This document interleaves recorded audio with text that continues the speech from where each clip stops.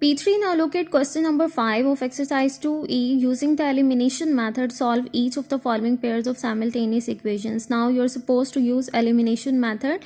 So this question contain only 4 parts. I will do only one part, and rest of the parts you will do it by yourself in homework. So let's come to the solution of question number 5, part A. So the equation of part A is x plus y is equal to 0.1. And second one is x minus y is equal to 1. Girls, remember now you are going to use elimination method. So if you add equation number 1 in equation number 2, then plus y will be cancelled by negative y.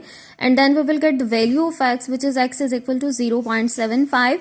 Then you can substitute this value of x in any one equation of your choice. Either you put in equation 1 or in 2.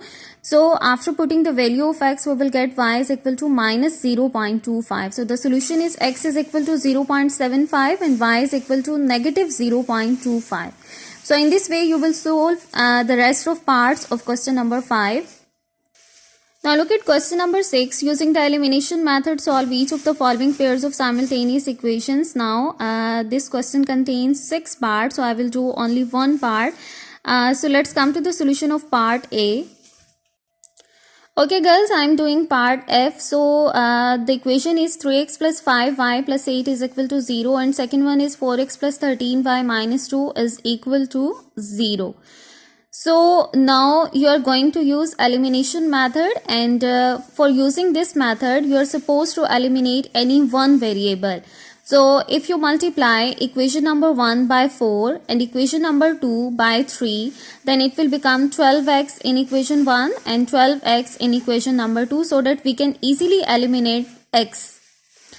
So we multiply equation number 1 by 4, and then we will get 4 times 3 it's 12, 4 times 5 it's 20, and 4 times 8 it's 32. So the equation becomes 12x plus 20y plus 32 is equal to 0, and this will become equation number 3. Now you are going to multiply equation number 2 by 3. So 4 times 3 it becomes 12, 13 times 3 it becomes 39, and 2 times 3 it will become 6.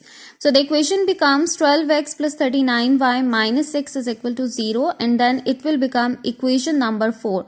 Now if you subtract equation number 3 from equation number 4, then you can easily eliminate x. So 12x, positive 12x will be cancelled by negative 12x, and then after calculating we will get y is equal to 2. And now you can substitute y is equal to 2 into the real equation. You can't put in equation number 3 and equation number 4. You put the values in the real equation. So after putting y is equal to 2 into equation number 1, we will get x is equal to negative 6. So the solution is x is equal to negative 6 and y is equal to 2. So this is question number 5 and question number 6.